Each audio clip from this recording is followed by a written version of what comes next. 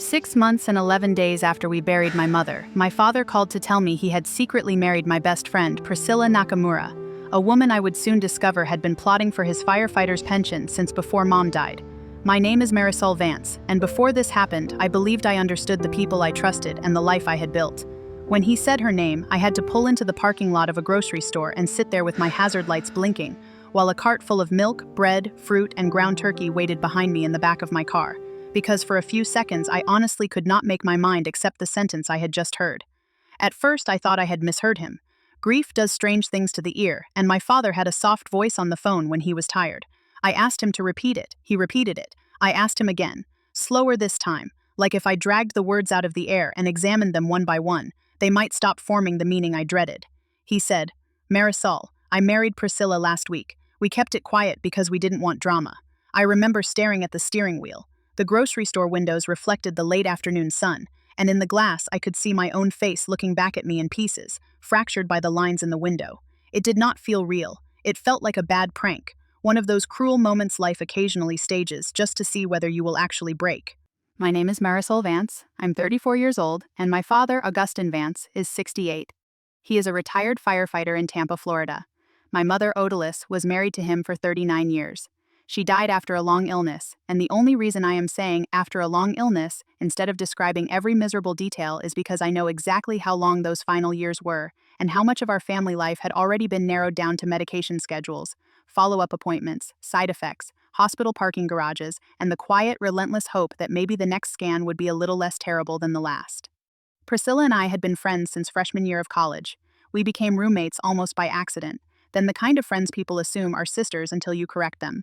We were each other's emergency contacts, wedding attendants, and late-night phone calls. She came to my apartment when I got fired from my first job and helped me rewrite my resume. I held her hair back when she got food poisoning after eating questionable tacos at 2 in the morning. She came to my house for Thanksgiving. I spent Christmas with her family when she could not fly home one year. She stood next to me at my wedding in a pale green dress. My mother had helped her pick out, and my mother cried when she hugged her because she said Priscilla was the daughter she never had. That was the version of the world I was living in when my father called. When I finally managed to drive home, I left the groceries on the kitchen counter and just stood there in the silence, listening to the refrigerator hum. I kept thinking that he had said it wrong, or I had heard it wrong, or there was some strange legal technicality I didn't understand.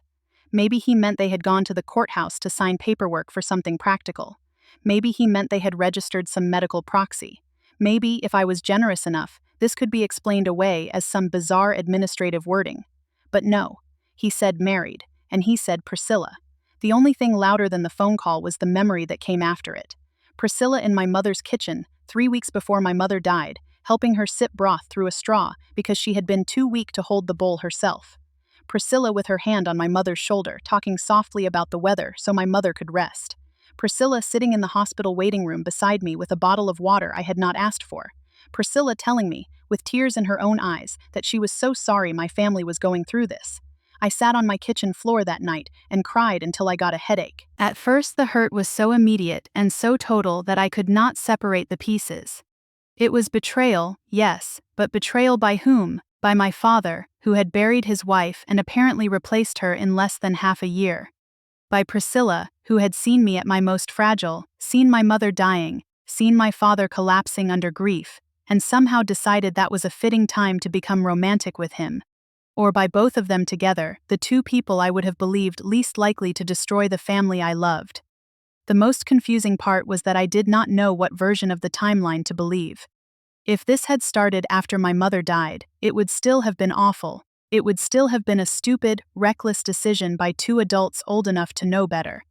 But if this had started before my mother died, while she was still sick, and while Priscilla was sitting in our house under the pretense of support, then this was not just bad judgment. This was a slow, deliberate humiliation. I did not call either of them back that night. I did not reply to the text Priscilla sent me at 8:17 p.m. that said, I know you probably need time. Please call me when you can. I did not answer my father's second call. I turned my phone face down on the counter and told myself I was too angry to think clearly. That part was true. I also knew, somewhere beneath the anger, that reacting immediately would not help me understand anything. I had been a project manager for 7 years by then, and one useful thing that job had taught me was that panic makes people accept the first explanation they hear. I did not want the first explanation. I wanted the real one. So I started with the only question that mattered. When had this actually begun? I called a private investigator named Colette Fenwick on a Thursday morning after spending the better part of the night researching whether there was any legal way to get a clearer picture without involving my father or Priscilla directly. Colette had a reputation for being careful and unsentimental, and her office was in a strip mall between a dental clinic and a nail salon. She listened to me without interrupting while I explained the basic situation, and when I finished, she asked a few practical questions in a voice that made it clear she had seen far stranger things than this. "You're not asking me whether they're married," she said. "You're asking me whether they were lying before that." "Yes," I said. "And whether there was financial motive." "Yes." She did not tell me I was being dramatic. She did not tell me to calm down. She wrote down the names, the dates, and the places, then said she would need anything I already had. Recent photos, social media posts, call logs if I could get them, any text messages that seemed important, and the names of mutual friends who might be willing to talk. I had not eaten breakfast, but I found myself taking notes as if this were a work meeting. The first thing she asked me to do was establish a timeline of visible contact. Not suspicion. Evidence. There is a difference, and by the time I left her office, I understood that if I wanted to know what had happened, I had to stop treating my feelings like proof. I began with the obvious. Priscilla had been at my mother's memorial service.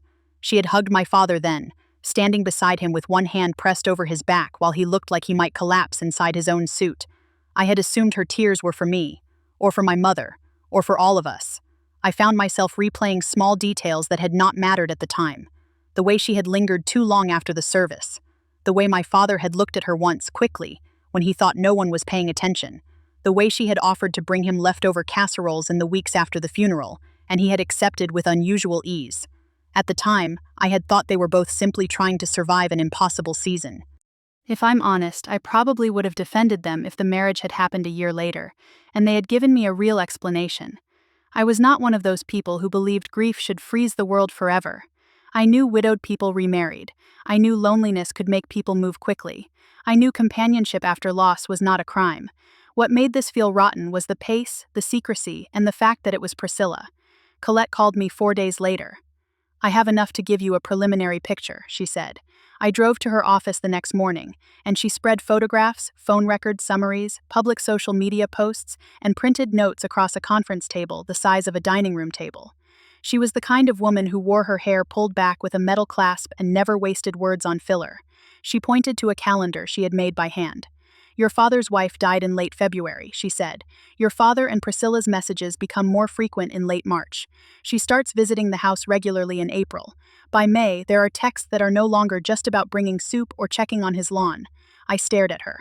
"How can you tell?" She slid one sheet toward me. "The tone changes, the content changes, the time of day changes. People who are grieving usually text at reasonable hours and talk about practical things.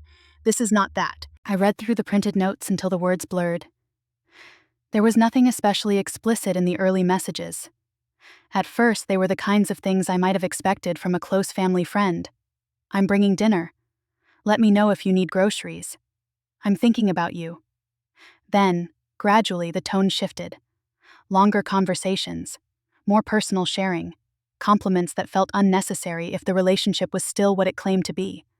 One message from my father to Priscilla in early May read, "I don't know how I'd get through these days without you." Her reply came 9 minutes later. "You shouldn't have to get through them alone."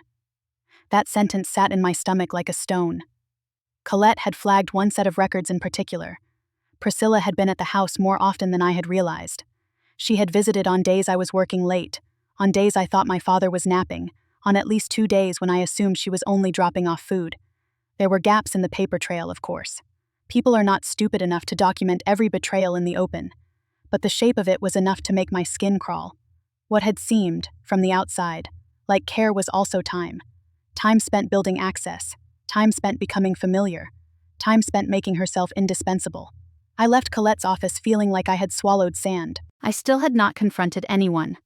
I called my father once, but when he answered, I could not make my voice behave normally, so I told him I was busy and would talk later. He sounded relieved, which somehow made me angrier. Priscilla texted me twice. The first message said she understood if I needed space.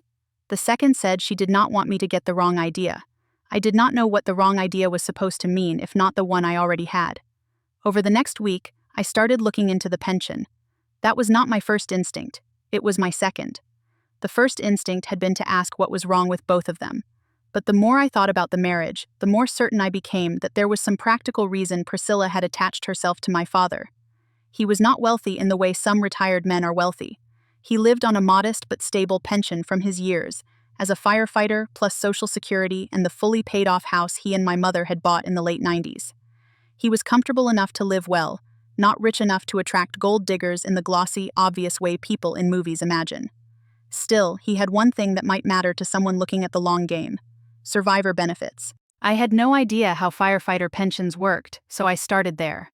I learned more in 2 evenings than I ever expected to learn about municipal retirement systems, benefit elections, and spousal survivor provisions. I read Florida pension documents until my eyes hurt. I called the retirement office and asked vague questions under the pretense that I was helping a relative understand planning options. Eventually, the structure became clear enough to make me feel sick. If my father died while legally married, his spouse would be entitled to survivor benefits under the pension system. If he remained unmarried and died, that benefit could terminate or be redirected according to plan rules and designated beneficiaries. The exact numbers depended on formulas tied to his retirement history, but the annual amount was substantial. Not lottery money, not rich person money, but enough to matter, enough to be worth pursuing if someone had poor judgment, debt, and a willingness to wait. I remember sitting at my desk and thinking, with a kind of cold disbelief, that Priscilla was 31 years old. My father was 68, my mother had been dead barely half a year. There was a 27-year age gap between them. If this had been a normal romance, the age difference would still have been unusual but not impossible. The problem was that nothing about the timing felt normal. Colette took my pension questions seriously. She told me that if I wanted to be certain about motive, I needed more than suspicion and timing. I needed financial context. People don't usually marry a grieving retiree 2 or 3 months after the funeral because they're hoping for a quiet life, she said. They marry because they want something that feels secure. That sentence stayed with me. Secure. That was exactly how Priscilla had always presented herself to the world, too. Polished but practical. Warm but not sloppy. The kind of person who knew where the exits were at every event. The kind of person who read every contract before signing. The kind of friend who always remembered birthdays, sent thoughtful gifts, and knew how to make a room feel easier to be in. I had mistook all that competence for character. The financial picture got uglier the more Colette dug. Priscilla had debt. Not trivial debt, a significant amount accumulated after a failed business venture she had never discussed with me in detail. I remembered her mentioning a side project once, something about a boutique resale idea that had gone nowhere. I had thought she was embarrassed about the outcome and did not want advice. In reality, she had been more financially strained than I knew. There were credit accounts, missed payments, and one especially ugly loan from the previous year that had been rolled over more than once. Colette also obtained, through a mutual acquaintance who had finally decided she was tired of being dragged into Priscilla's lies, a message exchange Priscilla had had with another friend roughly 6 weeks before my mother died. The friend had saved screenshots because something in the conversation had unsettled her. One line in particular made my hands go cold. "He won't last long without someone to take care of him." That was the sentence. Not, "I love him." Not, "I'm worried about him." Not, "I feel close to him." Instead, "He won't last long. Take care of him." The context made it worse. The messages around it referenced money, stability, and being smart about the future. One mention of the survivor benefit appeared in a follow-up note that Colette was careful to show me without drama, as if she understood that if she inflated the evidence, I would stop trusting the whole process. I sat in her office and read that message 4 times. It is hard to explain the particular sickness of seeing a person you loved reduced to a line item. My father was not a pension scheme. He was a widower who cried when he found my mother's scarf in the back of the hall closet. He was a man who still kept her reading glasses in the top drawer of his bedroom dresser because he had not decided whether he could bring himself to throw them away. He was the same man who had taught me to change a tire and tell the truth when it was hard. And Priscilla had looked at him and apparently seen a monthly payment. I needed legal advice after that, because anger can make people stupid. I called an elder law attorney named Wilhelmina Castellano, who sounded like she had no patience for theater and exactly enough patience for facts. I told her as much of the situation as I could without turning it into gossip, and she asked me point blank what outcome I wanted. That question embarrassed me. What did I want? To undo the marriage, to force Priscilla out of my family, to make sure my father was not financially exploited, to punish them, to scream until one or both of them cried. I want to know what can legally be done, I said finally. Wilhelmina was blunt. She told me that adult marriage choices, even ill-advised ones, are generally respected under Florida law if both people are competent and consenting. The court would not care that it happened too soon after my mother's death, unless there was evidence of incapacity, coercion, fraud of a kind that could be proven, or some clear defect in the marriage itself. Emotional manipulation alone was hard to convert into a legal weapon. In plain terms, she said, your father made a bad decision if he was informed and competent. That does not make it easy to fix in court. I sat in the chair across from her and felt the heat rise into my face. So if she targeted him for the pension, there's nothing. There may be civil remedies depending on what was disclosed and when, she said. There may be divorce strategies. There may be evidence of intent that matters to settlement discussions. But if you are asking whether the state will simply erase this marriage because it offends your sense of decency, the answer is no. I hated hearing that, but I appreciated that she did not soften it. She helped me understand that the practical path was not a courtroom battle. It was a conversation, a brutal one, but a conversation. If my father was still mentally intact, then the only way to protect him was to show him enough evidence that he could make his own decision with open eyes. That meant I had to tell him. I thought about doing it by phone, then decided I could not. I did not want him alone when he heard it. I did not want him driving. I did not want him pacing the garage and getting a warning sign of a heart attack because his daughter had dropped a bomb over the line. So I drove to his house on a Sunday afternoon and asked him to meet me in the living room. The house still smelled faintly like my mother's lavender hand cream, even months after her death. That smell had become a kind of haunting. My father kept the sofa exactly as she had arranged it. Her crocheted blanket was still folded over the arm of the chair she liked.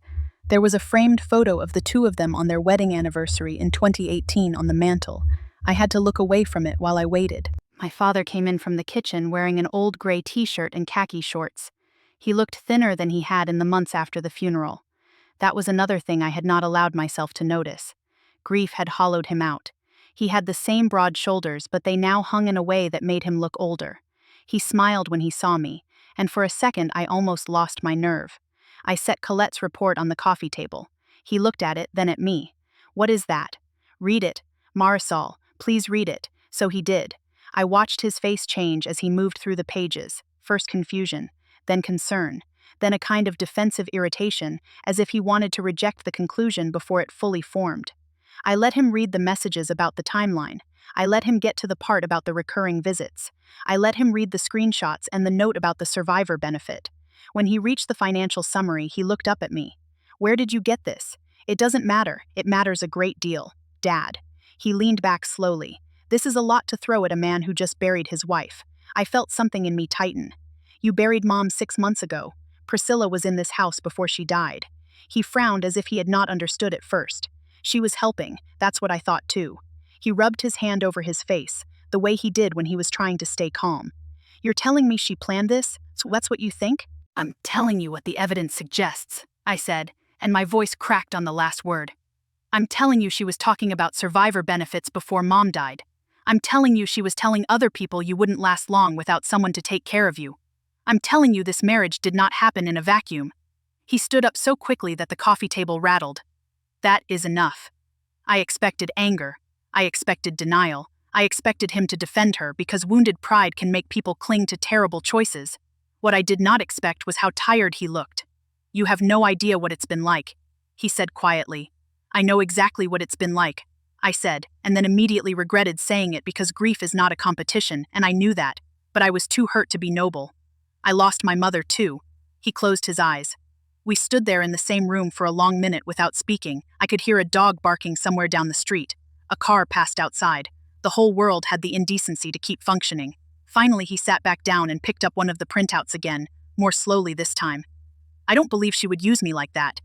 Dad, I know what this looks like. Then why are you defending it? He looked down. Because she was there. That stopped me. He said it again, softer this time. She was there when I was losing your mother. She came by after work, she brought food, she sat with me when I couldn't sleep, she listened when I talked about the hospital and the bills and the things I didn't want to say to you because you had your own pain. You think I don't know how it looks? I know how it looks. I stared at him, torn in half between fury and pity. That doesn't make it okay, I said. No, he said, it doesn't. For the first time in days, my anger shifted, not vanished, shifted, because here was the hard truth. My father had probably been genuinely lonely, and Priscilla had probably been genuinely useful. The fact that she may have used the convenience of that loneliness did not make his need for company disappear. That was what made all of this so vile. It worked because there was real pain to attach itself to. I told him about Wilhelmina's assessment. I told him there might not be an easy legal route. I told him that if he wanted to protect himself, he needed to think carefully about what he was willing to accept. He listened, but I could tell part of him had already started building a wall around the possibility that the woman he married might have calculated the whole thing. He asked for a copy of the report. I gave him one. He did not thank me. I did not expect him to. I drove home that night exhausted and nauseous.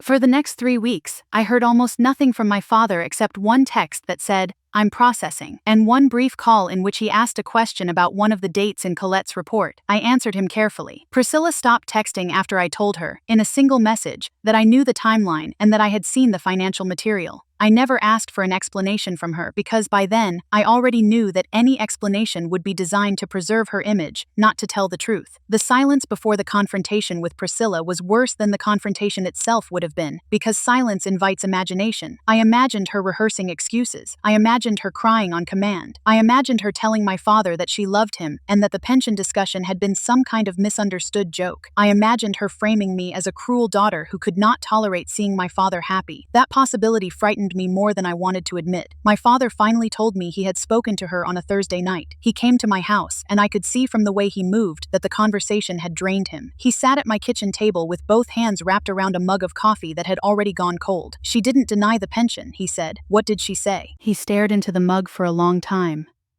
"She said it started as practical. She said she knew I was lonely, and she knew I was vulnerable, and she didn't think it would become what it became." I let that sit for a second. "And you believed her?" He lifted one shoulder in a helpless gesture. "I don't know what I believe. That's not the same thing as believing her." "No." He rubbed his eyes. "It isn't." He told me more of what she had said, and the more he described her tone, the less human it sounded. She had not screamed or begged. There had been no dramatic confession. According to him, she had looked ashamed in a distant, almost administrative way, as though she were discussing a failed business deal rather than a marriage built on grief and financial calculation. She admitted the pension had mattered. She said she had not intended to hurt anyone. She said she cared about him. She said she had gone too far. That last part made my stomach twist. Gone too far. As if she had spilled wine on a tablecloth, not built a romance around my mother's death. I asked him whether he was leaving her. He said yes, but not immediately. He said he needed time to think and time to understand the legal situation. Wilhelmina got involved then in a more formal way, because once my father accepted that there was no easy emotional fix, he wanted the marriage dissolved as cleanly as possible. He did not want a public fight if he could help it. He did not want to be the joke on the neighborhood rumor mill. He especially did not want to spend the rest of his life wondering whether Priscilla had some claim on his pension if he died first. That fear, once he said it aloud, made the whole thing even uglier. Wilhelmina walked him through options. Annulment would be difficult to prove under the circumstances. Divorce was more realistic. The marriage was short, which mattered. The financial picture was muddy enough that she could argue Priscilla's expectations were limited. There were also practical protections my father could put in place immediately, including reviewing his beneficiary documents, estate planning language, and any paperwork tied to retirement benefits. I sat in on one of those meetings, not because I needed to, but because my father asked me to. Wilhelmina did not treat me like a child.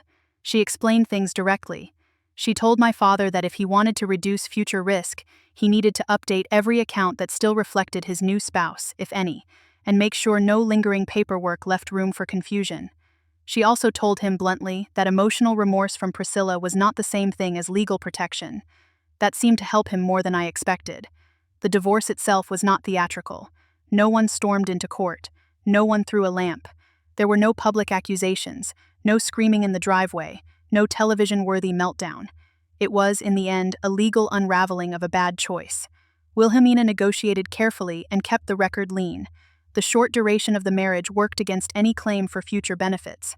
Priscilla did not get a share of the pension, and there was no long-term spousal protection left attached to the marriage. My father paid the legal costs and changed the locks even though, technically, she had never lived in the house full-time. The fact that it all happened in such ordinary language made it feel even sadder.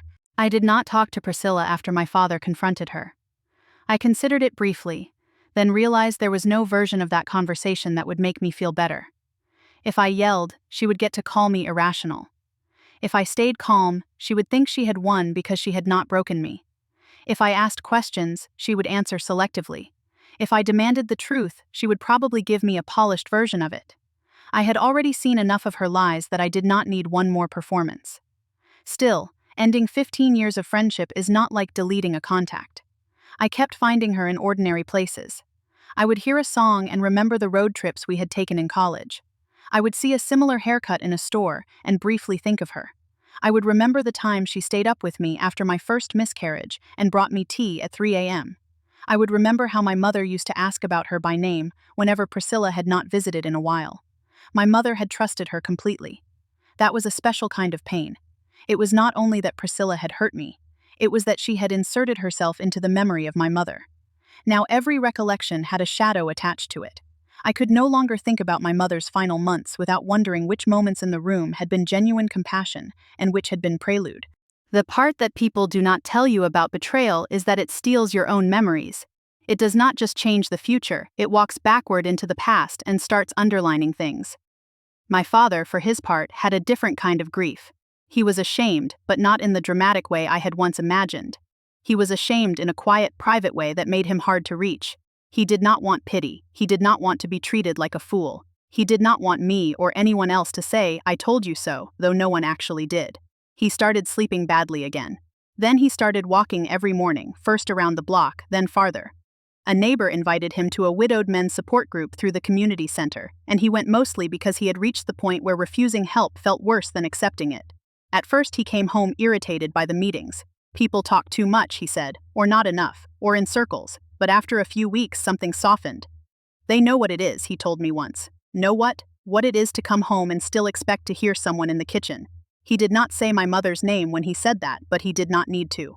I think that group saved him more than the marriage ever did, and certainly more than the divorce. Not because it erased what happened, but because it gave him a room where his grief did not make him look stupid, weak, or inconvenient. The men there had all buried wives, sisters, daughters, or close partners, and they spoke the same language of loss. He could say he missed the sound of my mother putting dishes away and not have to explain why that mattered. As for me, I learned that anger and relief can sit side by side in the body for a long time without canceling each other out. I was angry at Priscilla for the obvious reasons. But I was also relieved that my father did not become the kind of man who let embarrassment harden into denial forever. He could have doubled down, he could have refused to believe any of it, and stayed married out of stubbornness. He could have decided the evidence did not matter, because facing it would be too painful. I would have hated that, but I understand now how easily it could have happened. People do bizarre things to avoid admitting they were used.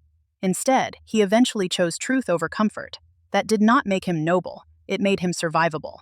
After the divorce, I went through a long period of putting things in boxes. Not literally at first, though later I did that too. Mostly I was sorting people into categories I did not like.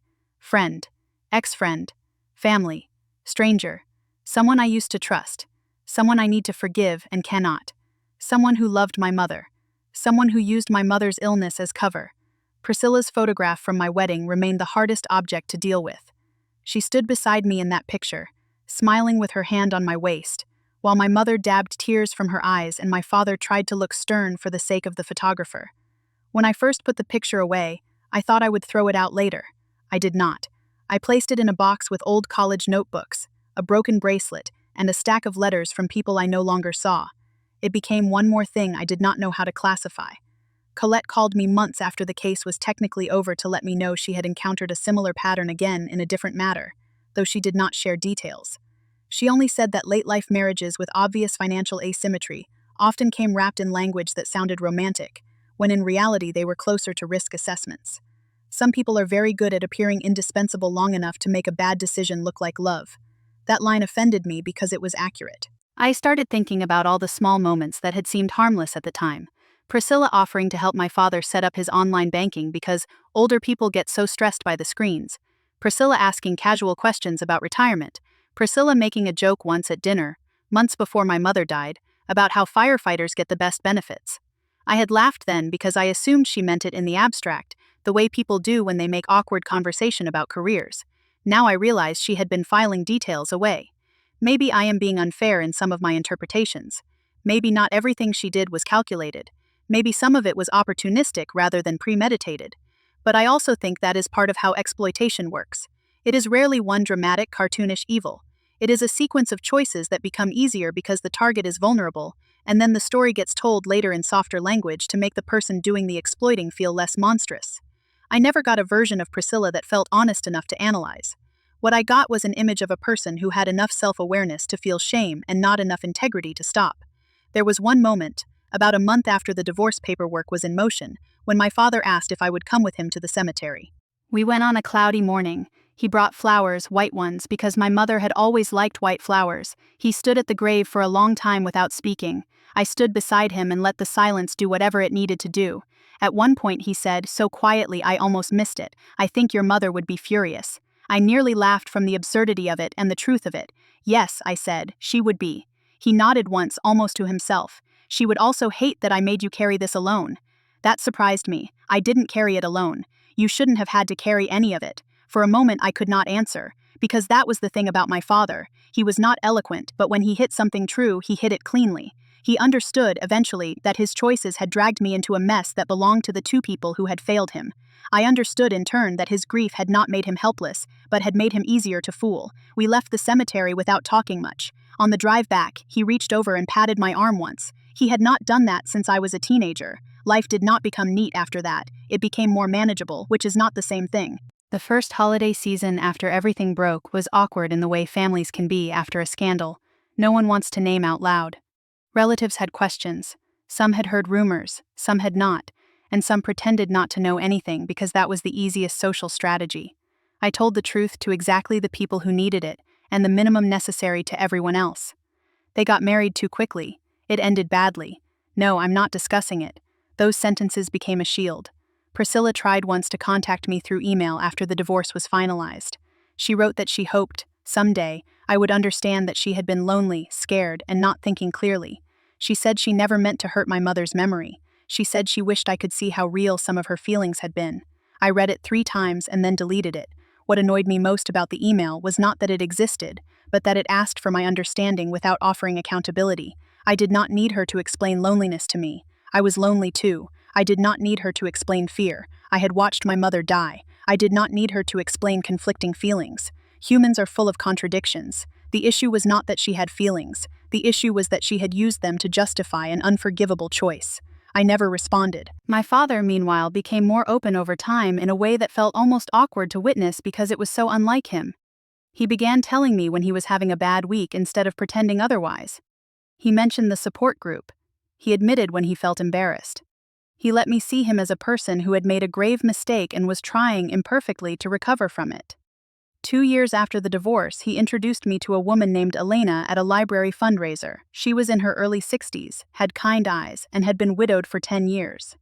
I noticed immediately that my father was nervous around her, the way he had not been around Priscilla because Priscilla had, at first, fit too neatly into the role of helper. Elena did not help him. She simply talked to him about books and local politics and the humidity. There was no dramatic energy to it. Later, when I teased him about it, he said, I'm not looking to repeat history. That was the right answer. He and Elena are not married, and maybe they never will be. I do not know that their connection will last forever, and I no longer think permanence is the only metric that matters. What matters is whether a relationship is honest about what it is. He seems happier with that woman than he ever looked during the brief disaster that followed my mother's death. He is less guarded, less lonely, still cautious, but not closed. As for me, I have not become a person who trusts easily in the aftermath of all this, and I do not think that is a flaw. I think it is a consequence. I do still have a photograph from my wedding. It is tucked away now. I know some people would have thrown it out the minute the truth came out. I understand that impulse. But I cannot make myself erase the version of the past where I believed in my best friend completely. That person was real too. She was not stupid for trusting. She was not naive in some shameful way. She was simply operating with incomplete information in a world where one of the people she loved most had not earned that love. That is what betrayal does best. It takes the most ordinary assumptions and makes them feel embarrassing in retrospect. If you ask me what the worst part of this whole story was, I would not say the age gap, though that was unsettling. I would not even say the speed of the marriage, though that was disgusting. The worst part was the way the betrayal nested itself inside a time of grief. My father did not just lose his wife. He was targeted while losing his wife. My mother did not just die. Her final months became the setting for a private calculation no one should ever have been making. And I did not just lose a friend. I lost the ability to look back at 15 years and trust my own memory of them. Still, there was one unexpected result of all of it. My father and I became closer. Not because the situation was good. It wasn't. Not because it made us grateful. That would be too clean. We became closer because something broke around us, and we both had to look directly at what was left. We spoke more honestly than we ever had when my mother was alive, not because she kept us from it, but because grief stripped away our usual habits of politeness.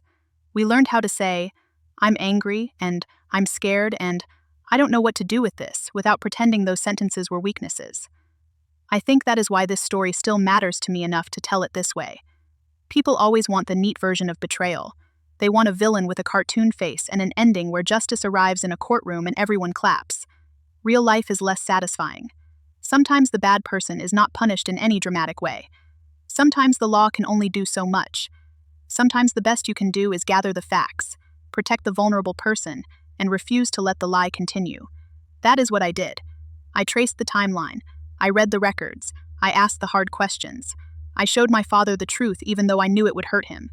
And in the end, he chose to believe enough of it to leave. That, more than anything, is what saved what was left of our family. 6 months and 11 days after my mother's funeral, my father married my best friend. By the end of it, that marriage was over. The pension had been protected, the friendship was dead, and the people who had been blindsided had learned exactly how expensive grief can be when the wrong person decides to profit from it. I still think about my mother when I pass the house she loved. I still think about Priscilla when I see a familiar face in a crowd and have that tiny, involuntary jolt of recognition. I still think about my father when he laughs in a way that sounds lighter than it used to. None of those things have gone away. They have just settled into a different shape. And if I have learned anything from all of it, it is that grief makes people vulnerable, but vulnerability does not excuse exploitation. Love can be real and still be contaminated by greed. A long friendship can survive many things, but not everything. And sometimes the most painful truth is not simply that someone betrayed you. It is that they did it while you were standing in the same room, believing they were family. That betrayal changed my life, but it did not get the final word. The truth did.